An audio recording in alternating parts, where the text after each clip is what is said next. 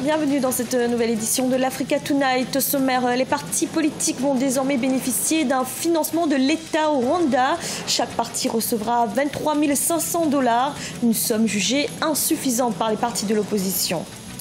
La Côte d'Ivoire et le Ghana vont mettre en place un stock régulateur du cacao, des centres de stockage pour réguler l'approvisionnement. L'objectif étant de faire repartir les prix du cacao à la hausse. Et rencontre dans ce journal avec l'artiste béninoise Sika Da Silveira. Elle expose actuellement à Cotonou une exposition dénommée Parcours et qui retrace son cheminement personnel. Mais tout d'abord, au Nigeria, c'est un procès très attendu qui doit débuter au mois d'octobre prochain, celui de 1600 membres présumés du groupe terroriste Boko Haram, détenus pour l'heure dans des camps militaires. Tous les suspects seront assistés d'un avocat fourni par le Conseil nigérian d'aide juridique. 33 procès sont actuellement en cours avec le chef d'accusation de terrorisme. L'affaire la plus importante concerne le leader du groupe Ansarou, Khalid El-Barnaoui, inculpé pour enlèvement et assassinat. Au Rwanda, l'État va désormais financer les partis politiques. 11 partis sont concernés par cette mesure. Chaque formation recevra 23 500 $. Si l'opposition salue cette décision, elle juge en revanche la somme insuffisante. Reportage de notre correspondant Olivier Djakota. Le gouvernement rwandais envisage d'octroyer à chacun de 11 partis politiques du pays 23 500 $ pour l'année budgétaire 2017-2018 pour leurs différentes activités. Pour en bénéficier, les formations politiques devront en faire la demande auprès du Forum des partis politiques. Le Parti démocratique vert, seule formation d'opposition au Rwanda, salue ce geste, mais trouve la dite somme modeste. C'est le signe qui semble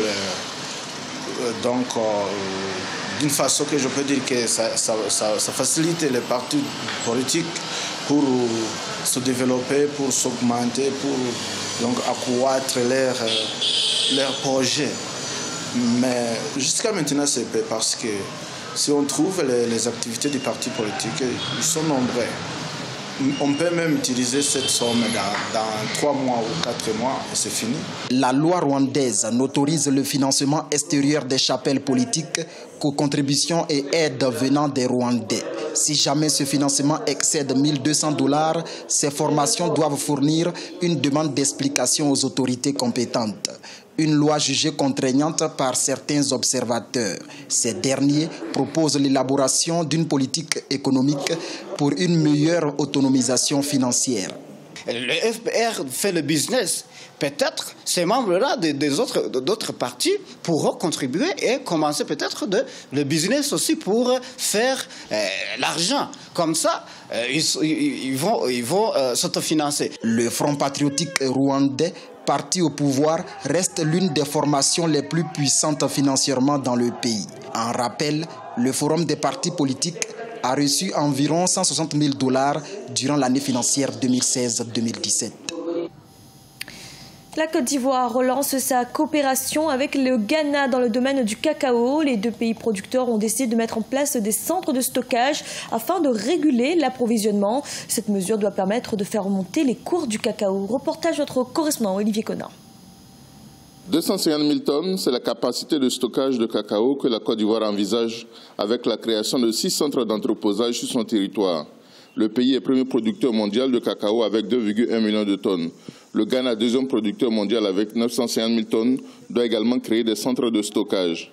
L'Organisation internationale du cacao prévoit une surproduction de 371 000 tonnes de cacao cette année pour une production mondiale de 4,7 millions de tonnes. Du fait notamment de la surproduction, les cours mondiaux de cacao ont chuté de plus de 35% depuis 2016. La constitution de stocks permettrait de réguler l'approvisionnement et de faire remonter les cours. Les pays producteurs ont adopté une position commune en 5 points. Cela concerne notamment la révision de l'accord sur le cacao de 2010 et la maîtrise des statistiques de production. La plupart de nos États ne disposent d'aucune information sur le verger, sur le nombre de cacaoculteurs, sur la masse de production qui est réalisée chaque année, la cartographie de cette réalisation, et on n'a aucune information également sur les besoins de consommation. Donc il y a un véritable problème d'adressage économique et financier de cette question. Du coup, donc, nous avons décidé de façon régionale, d'organiser, de mettre en place un mécanisme qui nous permette non seulement de collecter l'information, mais également de le traiter, de le diffuser. L'Organisation internationale du cacao est prête à aider les pays producteurs à mettre en œuvre leurs 5 propositions en liaison avec l'Union européenne et les industriels. Autant nous parlons d'une production mondiale de 4 700 000 tonnes et un niveau de broyage qui se trouve à 4 200 000, donc on a un écart de 400 à 500 000 tonnes. Nous pouvons influencer ou nous pouvons essayer d'influencer du côté de la demande pour réduire la nécessité d'avoir ce niveau. Le surplus de production que nous prévoyons pour cette année est de l'ordre de 370 à 380 000 tonnes. Selon nos analyses, si la tendance actuelle au niveau de la production continue, il nous faudra un écart de 4 à 5 ans pour pouvoir absorber déjà ce surplus que nous avons. La Banque africaine de développement a accordé 1,2 milliard de dollars à la Côte d'Ivoire et au Ghana pour le soutenir à travers la création d'infrastructures d'entreposage. En plus du stockage, les pays producteurs doivent limiter leur production pour réduire l'excédent structurel. Ces pays comptent enfin réactiver leur alliance, la COPAL, afin d'être un acteur majeur du commerce mondial du cacao. Rencontre à présent avec l'artiste béninoise Sika Da Silveira. Elle expose jusqu'au 22 octobre à Cotonou. Sa passion, les perles, mais pas seulement. Elle s'illustre également dans le graphisme et le stylisme. Un cheminement personnel qu'elle a souhaité retracer au fil de ses œuvres. Notre correspondant Lefty Ounou est allé découvrir cette exposition. L'artiste plasticienne Sika Da Silveira révèle ses œuvres à travers l'exposition dénommée Parcours à Cotonou, la capitale économique du Bénin. Passionnée de l'art, Adjele Sika Da Silveira a embrassé pendant plusieurs années des corps de métier dont le graphisme, l'art des perles, le stylisme et l'art plastique. Elle s'est véritablement adonnée au pinceau depuis 2012. Cette galerie d'œuvres d'art ouverte au public ce vendredi 22 septembre 2017 comporte une trentaine de tableaux. Elle décrit le cheminement personnel de l'artiste. On ressent tous quelque chose face à une œuvre, ce qui est le cas aujourd'hui. S'il devrait avoir une particularité, c'est peut-être le but que je me fixe à travers ces œuvres-là, c'est qu'elles puissent vraiment avoir un impact positif sur des âmes, parce que je travaille sur l'âme. Da Silveira véhicule à travers ses toiles des messages liés à la dimension spirituelle de l'existence humaine. La connexion, la fusion, l'insondable, l'ancrage, le livre de vie, les manifestations, le présent, la pureté, la protection divine sont, entre autres, les noms attribués à ces chefs-d'œuvre artistiques réalisés par le biais de la technique acrylique. J'avoue que ça promet. Je note une signature hautement spirituelle et qui, quand même, force la méditation. Pour des artistes qui quand même ne travaillent pas pour travailler, je crois qu'elle a fait un travail remarquable. Adjele Sika Da Silveira fait partie des rares femmes béninoises à s'aventurer dans le domaine de l'art plastique. Elle entend s'investir davantage dans l'art plastique afin d'inciter la gente féminine béninoise à s'y intéresser.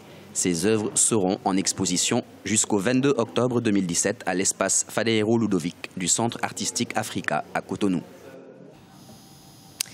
Et l'Afrique du Sud a passé son grand oral ce lundi pour l'organisation de la Coupe du Monde de rugby 2023. Après la réussite de l'édition 1995, la nation arc-en-ciel rêve de revoir l'événement organisé sur son sol. Le mondial de football 2010 lui a laissé des stades en bon état ainsi qu'une excellente capacité hôtelière. Le responsable de la candidature sud-africaine, Cyril Ramaphosa, a d'ailleurs rappelé le message de l'ancien président Nelson Mandela pour qui le rugby est un formidable unificateur. Ce journal a été réalisé par l'ensemble de la rédaction. Merci de l'avoir suivi. Retrouvez dans un instant une nouvelle édition de l'information.